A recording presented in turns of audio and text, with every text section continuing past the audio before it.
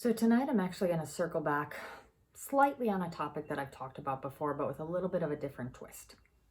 I've had some very specific occurrences within the last few days happen in negotiations and happen with other professionals. And so I started to think, if I was having run-ins with other professionals that were kind of misinterpreting some of the data, that consumers were most definitely going to be misinterpreting this data as well. So I wanted to circle back on the media.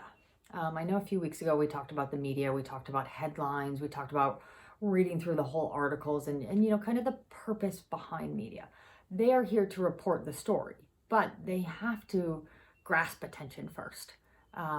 Typically, to grasp attention, there has to be a big, bold headline that either sparks extreme excitement or a lot of fear and concern. Those are two of the biggest selling points. Maybe curiosity is in there too, but for the most part, it's either bipolar end of the emotional spectrum. So in this day and age, we are obviously seeing a lot of fear-based headlines, and that doesn't matter whether it's talking about the economy, talking about actual COVID-19, talking about real estate, talking about whether or not people can pay their rent, whatever it is. It's been very extremist. And once again, in a time like this, in a world pandemic, that extremist has obviously fallen a lot to the negative side. As I pointed out a few weeks ago, if you actually read the articles, I always think that the meat of the story usually comes out in the last couple of paragraphs. Unfortunately, most people don't get to those points. They read the headlines, they've now become an expert. They maybe read a paragraph too, and now they are a supreme expert, and then they get bored with the article and they go on to something else. I've been guilty of it myself too. But the reality is most of the meat of an article, I believe, is towards the end of it. So the reason I'm bringing this up again is because I think that on top of that, there's something really important that I need to clarify as we are all getting hammered with real estate articles. What's happening to the housing market? Now, hopefully you've been tuning in here and you've got a pretty good idea of a very generalized sense of what's happening out there. But there is something that the media always seems to toy with regards to real estate articles. And like I said, it came up to me specifically in two negotiations with two professionals this week. And so I just thought it was a great topic to come with. When the media talks about real estate and the success or failure of it, there's typically two topics that they really dive into. First and foremost, home values and home prices. How much more is a home worth? How much less is a home worth? That's obviously always a hot topic for homeowners. So that is something that they obviously deal with. The other topic, which can be very closely tied to, especially when you read a headline, has to do with the number of transactions, the number of homes coming on the market, the number of homes going under contract, the number of homes closing. Now, the reason I'm bringing that up right now is because this is where the media really seems to get people. And once again, this is a conversation I've been having with my clients for 18 years because this is something that we've dealt with. What happens is 6 months ago, the Tribune will put out an article that says, home sales up in Lincoln Park 25%. Now, consumers read that and they say, ooh, is my property worth 25% more? I'm sorry, but no. Home sales, the number of sales is up 25%. Now, the next question is, as a real estate advisor, is, well, what type of real estate and compared to what? Compared to yesterday? Compared to 12 years ago? Compared to 3 months ago? Compared to the bottom of the downturn? There's so many things that you don't know just by reading that headline.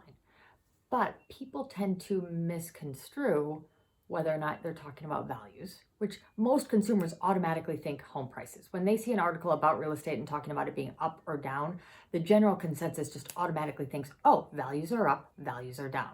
They don't think about the other side of the equation, the number of transactions. Now, once again, the issue that I ran into in not one, but two negotiations this week is that on two of my listings, we got offers that I would say were a little bit unreasonably low without much evidence. Now, when I get a low offer, I simply ask, I say, hey, can you help me understand where your client is coming from? Can you give me all of the support so that when I present this, I can present it in your client's best interest? It's a really nice way of just saying, I don't know where this data is going to come from, but if you can give me something, that would be really helpful. Sometimes they just won't have anything. In both of those instances, the agents came back to give me data that talked nothing negatively about home values, but just talked about the number of transactions going down in the city. And what was surprising to me is, once again, I kind of politely pointed it out, that said, well, we know this is happening. We are in somebody hit the pause button on our real estate markets, especially certain sectors.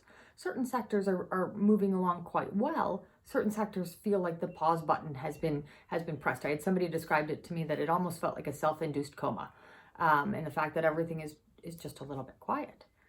Now, in one of the instances, the agent said, whoops, I think I misinterpreted that. The other agent tried to keep going and started to send me comps and data, and basically sent comps to support everything that we had talked about, in the sense that there haven't been a lot of new homes to hit the market, but all of the ones that are active on the market, none of them have done price drops in.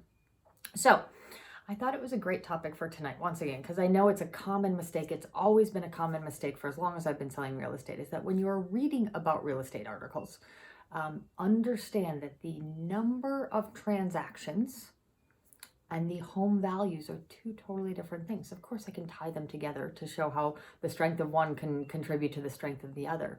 But if you're reading a headline about a market being up, down, or flat, remember, we want to know what it's actually comparing. So, or you can just call me, ask me to read the article, and ask me what I think about it and how it interprets. I'm happy to do that as well. So, on that note, hopefully you're a little bit better educated to be looking at some of those real estate headlines. The truth is, there's a lot of ugly headlines out there. If you read through on the full story, I think you'll see a lot of what we're talking about here is that the market's doing okay.